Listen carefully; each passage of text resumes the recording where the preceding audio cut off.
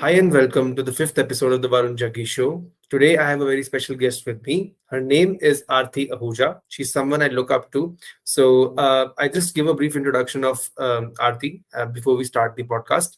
Aarti is a certified life amplification coach. She's an entrepreneur coach, soft skills and corporate trainer. She's also sexuality educator and founder and CEO of Amplify with Aarti.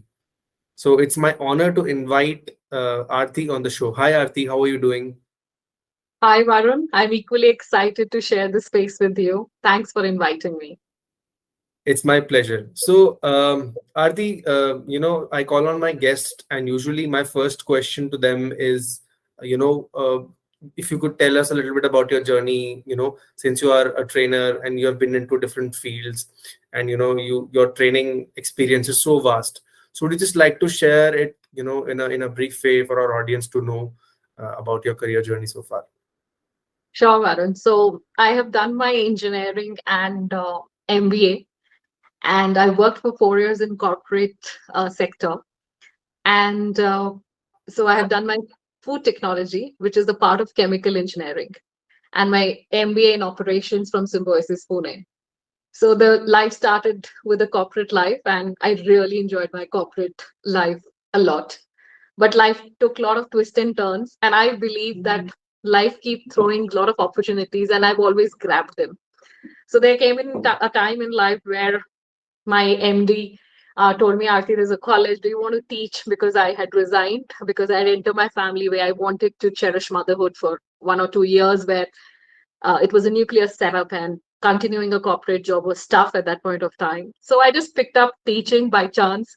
But there was a connect. I could feel that I am connected to the audience. The amount of respect, the amount of fulfillment I felt in teaching was not in the corporate. So I never felt like going back. So I diversified teaching into trainings, trainings into coaching. And I believe that my niche is to help people to grow. So that is why all these different aspects, life, business, sexuality, I think they are all around you. And I believe in holistic success. So my mantra is first simplify and then amplify. I think as humans, we complicate things too much. So that is how Amplify with Aarti was born, my training and coaching company. Thank you for sharing. I think the best part about coaching is this is what I also feel that, you form relationships with people, very deep relationships. And that's something that's missing in the corporate life, usually at times. Uh, anyway, great. So I love the answer. And I'll quickly move to the topic that we have for today. This topic, when I first heard about this topic from you, I wanted to know more about it. So, for the audience, guys, today's topic is understanding relationship intelligence. Now, as we go on, as we ask Aarti the questions that we have for today, we will understand what this topic means, and I'm sure some of the questions that we are going to ask her are definitely going to be relatable for you, and they're going to help you a lot. So, just stick around till the end of the episode. So, Aarti, my first question to you is, okay, this is for both me and the audience. So, what is relationship intelligence and how can it be applied in both personal and professional relationships in life? So, Varun, let's break down this into first relationship and then intelligence. So, what do I mean by relationship? Relationship is just a connection or an association. So, in the corporate life, you cannot work in isolation, or in any sector, whether you are an entrepreneur or you're working, you will always have a team. You'll always have people around you. You'll have clients, you'll have peers, you'll have subordinates, bosses, managers. So, if you cannot work in harmony, your relationships are messed up. It's difficult to work in isolation. So that's relationship intelligence in the professional world. And same in the personal front, relationship with your parents, with your loved ones, with your children, with your spouse, with your friends, family. So if your relationship intelligence is strong, then what happens that you build on this and progress faster in life, because nothing can be done in isolation. Man is a social animal and we need people around us. Otherwise, RI is a tool of technology that we use to calculate that something happened with my clients, how what was the data, and then use that data.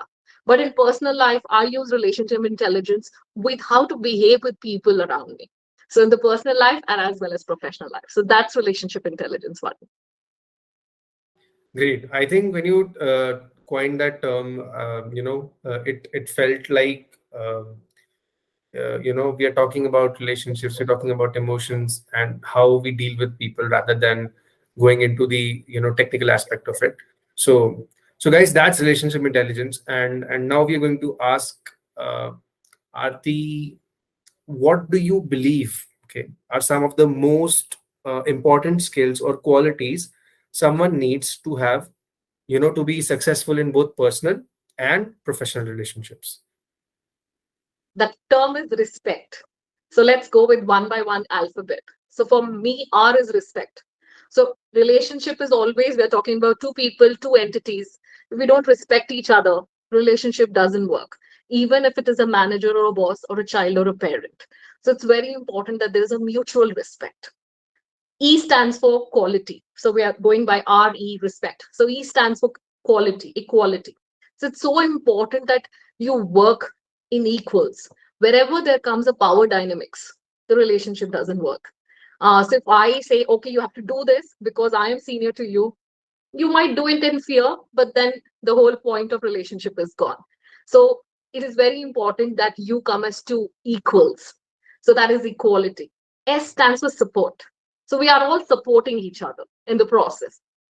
Then P stands for personal identity.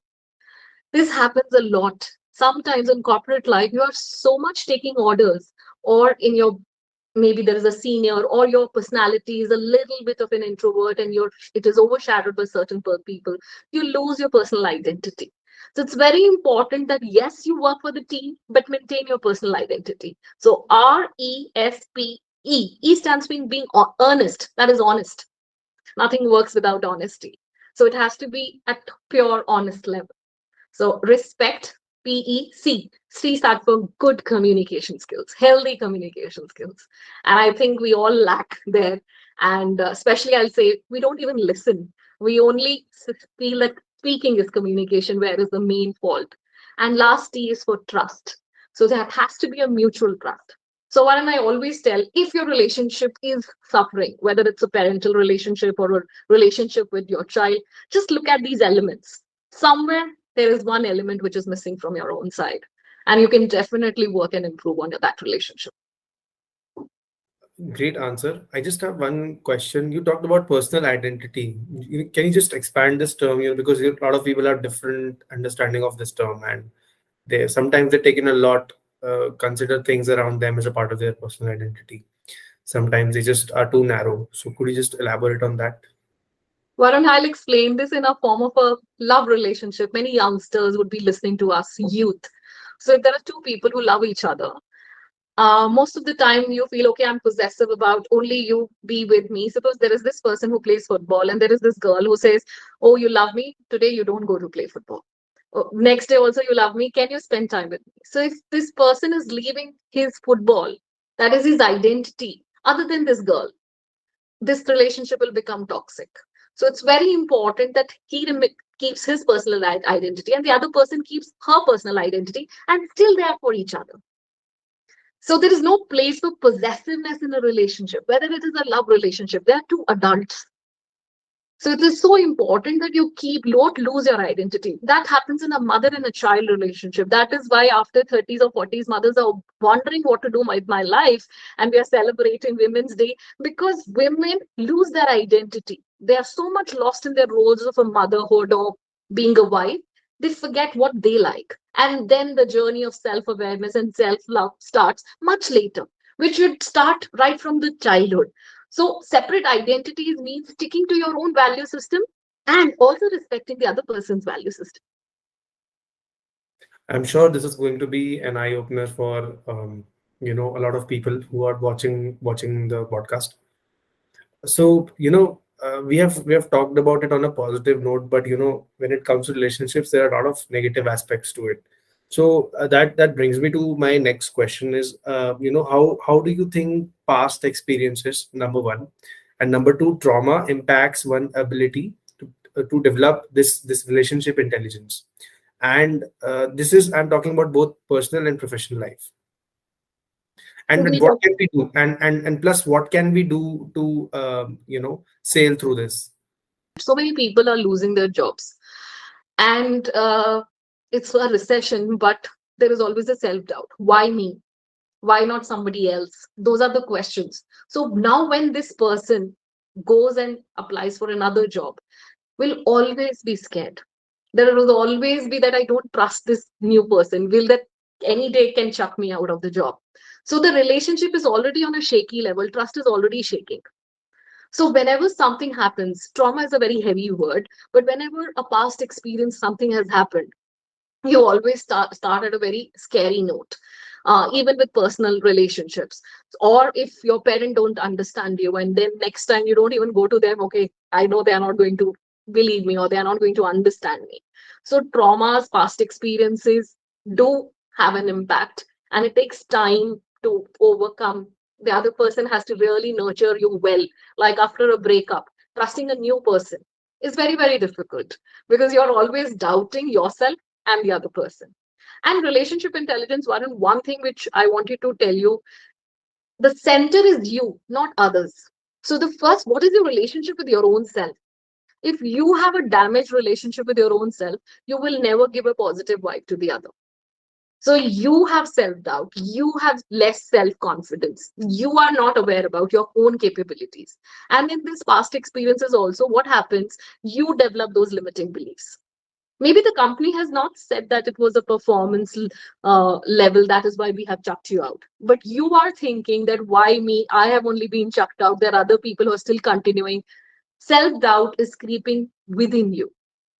So maybe in childhood you already believe that you are a little less, and this validates your point, and now it is difficult to move on with the next job, because again that mindset is always there, and at the moment you sleep every night you are scared, morning will my job will be there or not. So to sail through, I feel all coaches, all people, everybody in this world needs coaches or mentors, because you need sometimes help to come out of that situation. Either work, self work. So I'll encourage people for healing, self work, coaching, those who are going through all this, because they need a little push or a pull from that particular situation. Aarti, I've had assignments with clients where I was just their accountability partner, just checking on them, just asking whether they have done what they were supposed to do. And even that drastically improved their life. So I think that's the value of a coach, because Absolutely. you get to have an accountability partner. And apart from that, of course, there are many layers to it, as to what you can do as a coach. And also, in the training world, I think there are two approaches. One is, you said that you should be more focused about yourself, that self doubt is within you, most of the things are within you. So in the training world also, I think I've seen people, so there's A category and B category. Now A category says that if you're wearing formals, for example, you're wearing it for other people. And B category says that if you're wearing formals, you're wearing it for yourself. Now I think there is a big difference between these two. And the second approach, which says that it should be focused on you, is a much better approach, because if we can take care of that, the other part is not as big of an issue, I think. And I think everything that you do in terms of self improvement is more about yourself. And every misconception you develop is within you most of the time, as opposed to being outside of you. It's just your perception, I believe. We, Varun, hardly spend time with ourselves. Not even 5 minutes. We're always with our gadgets. I'm not against social media, but we are always with our gadgets. We don't even spend 5-10 minutes. And I see a lot of people writing, I need a detox. Why do you need a detox when there is an overdone of something? अगर life में balance है ना, तो detox की जरूरत ही नहीं पड़ेगी. So if the balance is there, your life would be sorted. So it's very important to spend time with yourself. So the first key is self awareness. Self acceptance तो बाद में आएगा. If you are not aware about yourself, what are you going to even accept? And your biases are shown when you talk to people, your judgments about you or about others, and it greatly impacts your relationship. So if you have one mindset that maybe all men are like that, so I might go to a training, I only go with that mindset, or all girls are like this, or all maybe Bengalis are like this, or all North Indians are like this. Then you go with that mindset or perception. So the first thing is you need to be aware of yourself judgments that you're making these judgments. So that's the first step. Then you can work on your judgments. I was just recently reading a book on change management, and the author was talking about two different things. So he said that although self belief is one of the biggest things that you can achieve in life if you can make it consistent, but it is the same self belief that gets in the way of you changing for good, because you cannot change your perception in that. And I think you talked about you talked about something similar. So I think you should be flexible. It's like uh, the glass should be half empty and half full. uh, you know it should not be full and it should not be completely empty. So balance, rather than sticking to. Balance and adaptability and flexibility, especially in relationship where you asked about personal identity or equality in corporate life. I'll give you an example. If I'm a boss and I say I know more than these people, then that your team, any brainstorming sessions is going to be useless because you're already sitting with a perception that I know more than these people. And that's the reason what happens in a relationship at home. A parent is thinking I know more than the teenager is thinking I know more than my parents. So I know more and I know more. There is no middle path joining. And that's the problem. So if both are ready to listen to each other, both the parties with an open mind of flexibility and adaptability, that's the key. And that will only come when you don't operate from the place of power.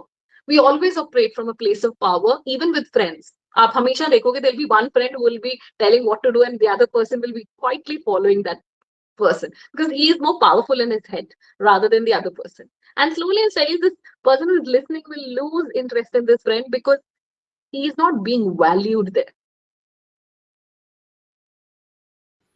So do you think talking is more important or listening if there's a problem between a professional or a personal relationship?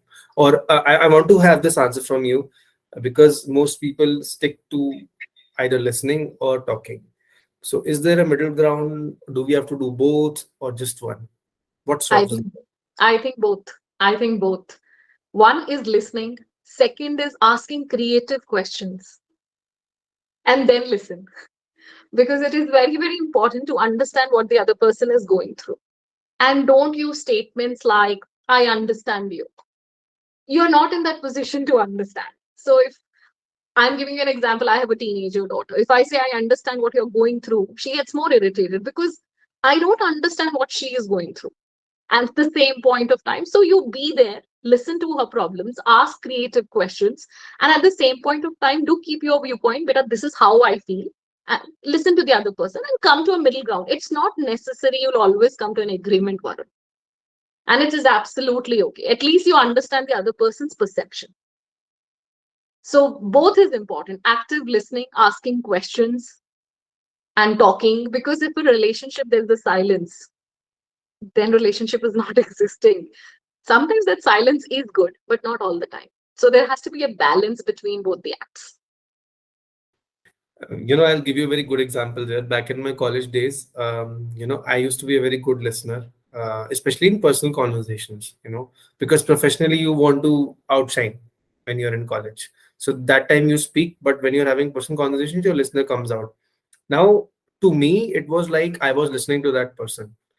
But over a stretch of 5 minutes, 10 minutes, perception ये हो जाता था कि that person used to say, you're ignoring me or you're judging me, you're looking me right into the eye, and I said, I'm listening, I'm not judging, I'm not, I'm also not. So it was very, very negative for the other person. They used to laugh as friends, but I think somewhere if we do that with a stranger, they feel, they don't feel very comfortable, and different people have different reactions to it. Some people think you're lost, some people think that you don't value them. So I think extremes of anything can, especially this part of listening, can, you know uh, Both are important, Varun, because see, if I am in a relationship or with a friend, if I cannot strike a conversation, if that person is not contributing to the conversation, then it becomes very boring. So if I'm saying two things, I would like to listen to two things. It's not only one sided. After speaking for half an hour, the other person is not speaking, I would say, my God, what a boring person. So it should be balanced. And morning only we were talking. I have been in panels of a lot of GDs. This is the skill which we see in balance. We reject candidates who are talking too much, we reject candidates who are listening too much, and we select candidates who stick to their point and still respect the other person's perception, who don't change their viewpoint after 2 minutes, and also who don't interrupt the other person, but still make a space to give their viewpoint. So balance is seen. Only those candidates we select. So if there is a person who's not giving chance to the other person to speak, we immediately reject. Or there's a person who doesn't even open the mouth, immediately we reject. So balance is seen. Great. So we have talked about relationship intelligence. I would just like to dig in further. So, can you give me some examples of how relationship intelligence can help someone, both in professional and personal aspects? Again, you know, and talking about things such as conflict resolution or effective communication. How can just give me some examples that you have that would Okay. help. Okay. So let me think. Maybe in a professional setup, maybe there is a problem solving session or there is a creative thinking session going on with the team and they're brainstorming. So in that, if a person, we spoke about respect, those all these terminologies will bring it back. If as a manager, I don't listen to my subordinates with respect to their opinions, the discussion will end. I, as a subordinate, would not even open my mouth, that the boss will do whatever they want to do. If I'm not flexible to listen to them, if I'm not adding value to the discussion, it ends there. So in a relationship intelligence, their adaptability, having an abundance mindset is very, very important, that everybody will be able to tell me something and I'm not going the superior one. So as you said, the glass needs to be empty, let other people fill in, and it's okay. You like, whether you like it or not, that's a different issue. So any problem solving will not happen if you don't add value, you don't are adapt, you're not adaptable. So it's very, very important for a leader to do that in a setup in a professional world. Or if it is a client, suppose their client is speaking about certain problems of maybe objection for pricing, or if I don't listen to my client and say, oh no, no, this is that, it, then the person felt he's unheard. So it's so important. And also to remember, what did the client tell me last time? So relation intelligence is also, it's not that every time the client has to repeat the same things over and over again. So if you don't remember, there needs to be files maintained. What did he say last time? What was the objection? How did we work on it? Because anybody would like that you remember that, yes, we worked on it and now it is improving. Because if you don't have any context, you don't even remember what was that client's objection, and you start the meeting all over again, the client loses interest in you immediately. And simple things, address people with name, respect, those are very, very important. And support each other. You're not there to pull everybody's line, and also look at the problem from the other person's perspective. So this is what will happen in a professional setup. Now, if we come to personal relationships, whether it is a parental relationship, I see a lot of young people, Varun, like you, or young adults, having a lot of issues with their own parents. We feel they don't understand us, and the parents feel kids don't value them anymore. But have we ever sat down and tried to understand? We're always trying to change our parents. Is it possible to change a 60, 70-year-old man or a woman at this age? Where is this acceptance? So there is no acceptance. So relationship is also not about changing the other person according to you. Accept the person the way the other person is. You cannot change everybody around you. So certain relationships you can't choose. So the parents aspect right now, changing their aspect, okay, you tell this is my thing, and have an assertive communication and have your proper boundaries, which is very, very important in professional life and personal life. Because we don't maintain those boundaries. And एक छोटा सा example देती हूँ, people will understand. हम हमेशा अपनी mother's के साथ ज्यादा जिद करते हैं, या we are more cranky as a child, because हमें पता है कि हमारी मदर बाउंड्रीज रखती ही नहीं है. So if we tell, can I watch TV for 5 minutes, The mother says, okay, okay. So we do that barter system. With our father, a no means a no. There was always a boundary. And that is why there is such a strict line. So we take our mothers for granted because she never established boundaries. So it's so important, like this basic need of establishing boundaries. And same way in the professional life. It's so important to have those boundaries in place, physical and emotional, both. We'll talk about boundaries in a little while because I want to know more on that. So I have a few follow-up questions on this since this was very interesting for me. Number one, do you think things like addressing with name, the basics of relationship intelligence at work are also important at home? Maybe if I address my, sibling with name, maybe they'll feel more valued. Do you think these things apply at home, or is it something only we can do at work? I think, Varun, we need to ask the other person how the other person feels, how we should address the other person, and just go by the flow. Like I have been working in education system and education sector, like people to be calling sir and ma'am. So I address them that way. If I go in a corporate setup, I am calling people with the first name. So ask. And here, because I'm a sexuality trainer, people ask me, what pronouns should I use? He, she, if a person is a trans. I always tell them, ask in case of confusion. Don't assume that that person should be called this way. So if you have an elder brother and he feels more respected if you call him Bhaiya, it's okay, you call him Bhaiya. If he says, no, no, dude, we are bros, call me by my name. Because this is respect doesn't come in a designation. It is just a mutual understanding. There might be a person who might get offended if you're calling in India by the first name. So just check and see the vibe, and I think go with the flow and understand the corporate culture, because each organization set up, government sectors are completely different. They still work on sir and ma'am. Hmm. And go with the flow. I will not say disrupt that because they might not like it. So I think I'll call this simplify and amplify, right? Uh, Yes, simplify it, and no, it's not complex thing. Just ask, "Bhai, kya bola hu aapko?" That's all, and the other person is happy with it, and then you move your relationship forward in that way. and I think after hearing your answer, I learned something, which is that if you don't have boundaries, I think so. You talked about mothers, right? So sometimes they don't have any boundary with their child because they're so in love with their child, and they express themselves in that way, and the child takes it for granted. I think the similar things happen in workplace also when you don't have boundaries. Instead of people respecting you, I think something else happens. The Yes. dynamics change. So I want you to shed some light on that, and then I'll move to the next question, which I have about boundaries. So very, very important. It is very basic, but it is very, very important that you don't make any person uncomfortable by your physical closeness. That's something really important for everybody to understand.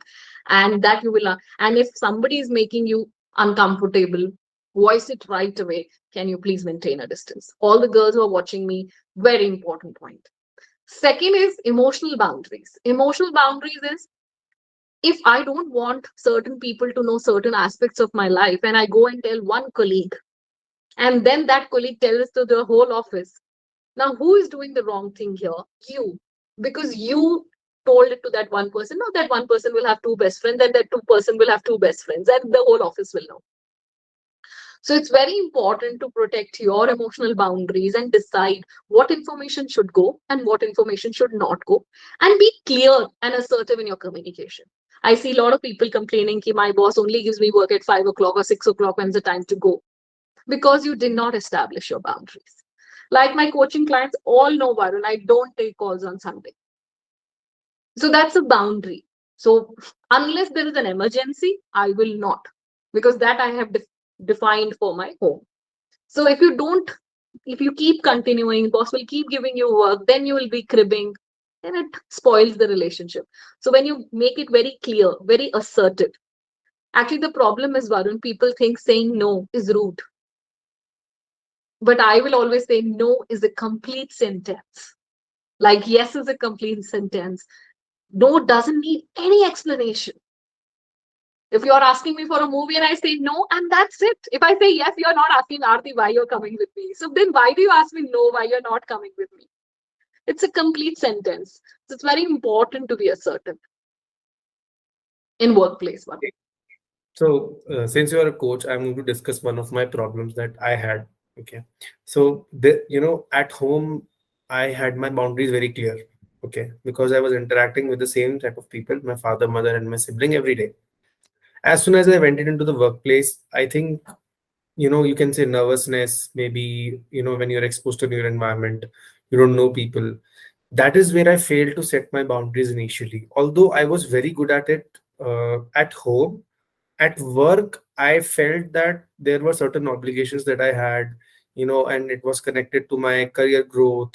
So over there I used to, accept, for example, accept criticism, take calls on Sunday, for example, all those things, making compromises in that sense, in professional sense.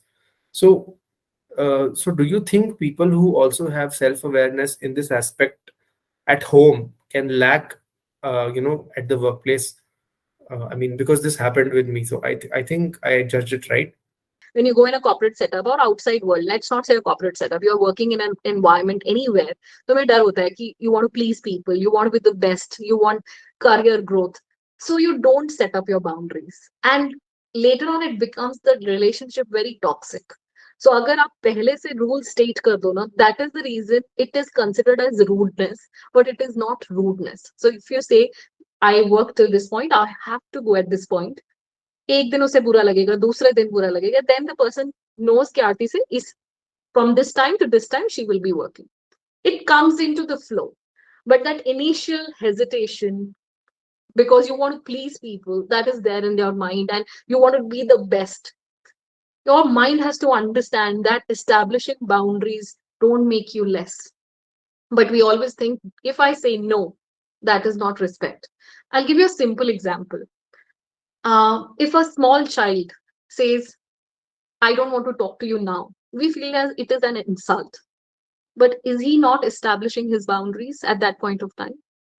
It's absolutely okay. But the problem is, we humans are not trained to take no. The moment somebody says no, we feel it is an insult. So we have to start training our mind. And when we are very fixed, okay, this is my boundary, and I'm going to voice it out in a polite manner, the other people slowly and steadily start understanding. Yes, it could be a difficult one, but yes, it is a conscious choice, it is a conscious decision that you take, and it will sometimes take time, but it is very important, because once you allow people to come into the boundary, it is very difficult to push them back. ये ना एक घर की तरह है, जैसे हम हमारे घर में वॉल होती है ना, हम बिना दीवारों के तो किसी घर में नहीं रहते, अगर दीवारें नहीं हो तो क्या होगा, कोई भी आता जाता रहेगा। अगर हम बाउंड्रीज नहीं स्टैब्लिश करेंगे तो हमारे घर में, हमारे उसमें भी कोई भी आता जाता रहेगा, तो वो दीवारें बनानी है, there is a door, emergency में प्लीज बेल रिंग करें और अंदर आए, otherwise no. So you have to create those boundaries. It's a must for your emotional health, mental peace and physical health. Later on, otherwise वो bitter हो जाएगा relationship. Even in love relationship, that is why that honeymoon period of 2-3 months for girlfriends and boyfriends, उसके बाद he doesn't give me time, because boundaries maintain नहीं करता. पहले तो पूरी रात बात करी फोन पे, अभी वो 8 घंटे बात नहीं कर पा रहा, and now what is happening, he has changed, she has changed, because you didn't establish the boundaries right from the beginning, that I sleep at 11 o'clock, we'll talk only till 11. So we were doing to please her or please him, and later it becomes toxic. So for a healthy relationship, it is very important to establish boundaries, whether it's personal or professional. Thank you so much for answering that question, because I feel that somewhere मुझे भी कुछ सीखना था. I also had to learn something from this, and I think balance and boundaries and assertiveness, all these things, are interconnected and they play a very important role. Great. So this brings me to another question which I want to ask you from this specific thing that we talked about boundaries. So sometimes I feel that people have a hard time maintaining these boundaries. Of course, you cannot write them down anywhere, or maybe you can if there's a process. people set those boundaries, but then they forget about it. So what's an exercise or something like that which can help me to um, stay aware of these boundaries? Because not so for example, I'll give you an example. So if we are going to work, and there is a boundary between me and a colleague who works next to me, that we'll not stand very close to each other, otherwise it makes both of us uncomfortable, or it makes me uncomfortable. But there is something which happens once a week. For example, if I'm going in for my sports coaching, for example, okay, once a week, and there I meet a person who is who asks me a lot of personal questions. Now I might take a decision after I come back home that next week when I go, I will avoid that person. But sometimes I get busy with the game, sometimes because it's not a regular routine for me, so I cannot maintain that boundary because it's not in my regular practice. So what can I do to just stay aware of whatever I've decided for myself? So there are two terminologies here, Varun. One is a rigid boundary. Rigid is like a wall. Like imagine that you are standing in between and there is a wall around you. Nobody can enter that boundary. Then relationships will not build. That's not healthy. One is a very porous boundary. Anybody and everybody is entering. Even that is not. So the boundaries need to be flexible. And that is why it is a very subjective term. So the line is dotted around you. Sometimes there might be the other person need, you have to lower down that boundary completely and allow that person in. But then there is a chance where you think, no, this is not okay, and you have to push that person completely out. So yes, it's a constant decision making, it's a constant choice that you make and you decide, is this healthy, should I maintain this boundary? I'll give you an example. I've been teaching and training for a very long time, and where initial phase of my career I used to struggle with boundaries. Students used to become very close, and after 2 years on farewell when they had to go, I literally used to feel that a part has vanished from my life because I'm not able to establish that boundary. They've become so close to me. Now they're busy with their jobs. They don't even turn back and see. And I am missing them and I am feeling very low. The letting go was very hard. Then I started establishing few boundaries. Though I'm friendly, but as a teacher, I would not go out with them, no outings. That's a boundary because I also need authority. I'm still friendly. So once they graduate and then, okay, they ask me, ma'am, can we go out for a lunch or something? I've got my first salary, then I would go. But now all my students know till we are studying, ma'am will not come out with us. So that was a constant choice what I made. Otherwise, it was very difficult because I was so friendly. I would celebrate their birthdays, they would celebrate my birthdays, and I was forgetting those boundaries. And it was really hard on me. So it is a constant choice that you keep making, neither too rigid nor too porous, and flexible for certain situations, but not too flexible. Then people will take you for a ride.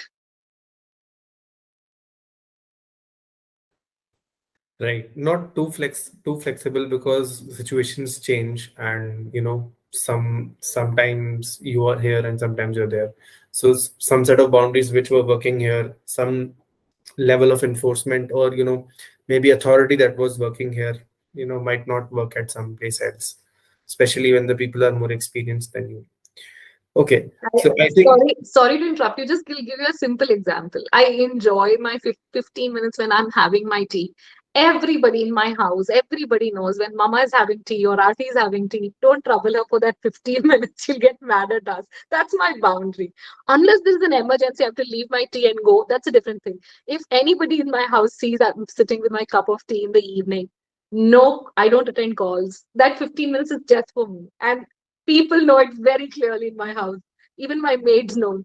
Don't talk to her in those 15 minutes. So those boundaries are rigid because that is my me time. Otherwise, I'm running the whole day.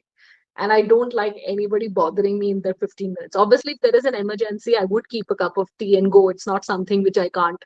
But yes, I'm not that flexible at that point of time with that cup. Anything can wait for 15 minutes. It's not an emergency that I have to give that 15 minutes of mine to somebody at that point of time. I just wanted this example because I was thinking that while you are establishing your boundaries, you are also helping the other people in your house or maybe at your work know about your boundaries. And as a result, I think two things happen. First is they start respecting your boundaries, and second, they also get an idea of how to create such boundaries for themselves. You know, so in the process of creating boundaries with other people, you are also teaching them in a way, because somewhere or the Absolutely, other. absolutely. What you, especially the children, what you're doing here, we always appreciate women who work selflessly, but are we teaching children, those children, about boundaries? So I always say that the woman is not a goddess, she's a human being. You have to teach your children that okay, mama also feels. All those things are important. But I sadly, women is always projected with those seven hands doing all the task, and she doesn't even sit for 2 minutes. That is not what we want to project to our children. Then they will also try to do the same thing, and then there is a guilt. I always have that mom guilt hanging on over my head because I saw my mom so dedicated, and I felt I am falling less somewhere. So that very important, because they did establish boundaries. They were always there for us, but she was not there for herself and what was important. Of course, I truly agree on that. And I also agree that you can never match the effort of your mom, no matter how good a son or how good a mother or how good a daughter you are. Absolutely. Your mom is always one step ahead. So great. So I think we have had a lot of discussion on relationship intelligence, balance, assertiveness, lot of terms, lot of things. So I'll just ask one last question to you. So what advice would you give to someone, who is looking to develop their own relationship intelligence? Just one piece of advice. So certain skills that we already mentioned in that jargon, the coin, one is develop your communication skills. And communication skill is not speaking in English, please. Everybody speaking in English is just a medium. Communication skill is simply what I say and that what you understand. So in relationship, if you're not able to understand what is the other person saying, from what perspective the other person is saying, and you're not trying to get to the level of that other person, the relationship is not going to develop. So that's very important. And consider that person with equal respect, irrespective of the age, gender, position. We always respect, we always even say to our children, respect elders. I disagree with this statement. I always say respect all. Even a 2 year old or 1 year old needs to be respected. And that's the reason, parents, if you're listening to me, your teenagers are moving away from you because you're not ready to listen to their perspective. They are right in many ways. So it's so really, really important to understand their perspective. Then give them that support what the other person is needing. Add value to their life. Be there for them. So these are certain skills, adaptability, flexibility that you develop in a relationship. Intelligence is going to come automatically. Your relationships are going to improve. I always say, Varun, those are my pillars of relationship. It's like those pillars, and we have a roof. And I remove those few pillars, the roof will be shaky. So if you want to work on any of your relationship, start working. Suppose youth is listening to me and you don't gel a very good relationship with your parents, think which one is lacking. And I know what will be lacking is communication. You hardly speak to your parents. So go take an initiative. I know it's about two ends. Once you start interacting, you'll get from the other end. So it's so important to work on these skills. Okay, I'll leave it at that, and I would say that relationship intelligence is not something. So this is for the parents. We cannot measure it on the report card like math science. I think it starts with self awareness. It starts with understanding people around you, understanding yourself, and developing all the qualities that we talked about. Once again, thank you so much, Aarti, for coming today, and it's been a great conversation. And I look forward to many more conversations in the future. Thank you so much for coming on the show. Thank you so much, Varun, for inviting me. It was a pleasure talking to your audience, and I'm glad that we could touch upon this sensitive topic. And yes, you said it rightly. Relationship intelligence starts with you. So start improving your relationship with yourself. That's the first step. Because if you have a damaged relationship with yourself, you are going to have messed up relationships outside. So work on your inner self first and then start looking outwards. So that would be my mantra to end the podcast. And thank you so much for inviting me. Great talking to you, Varun. Likewise. So, guys, if you like the episode, Do like the video, subscribe, share, leave a comment, and I'm going to link Aarti's LinkedIn profile in the comment in the description box of the video. So make sure you go and follow her and take some inspiration. And yeah, so that's all for today. And as you know, every episode on the Varun Jaggi Show is a journey worth taking. Thank you so much. Bye bye. Bye bye, everyone.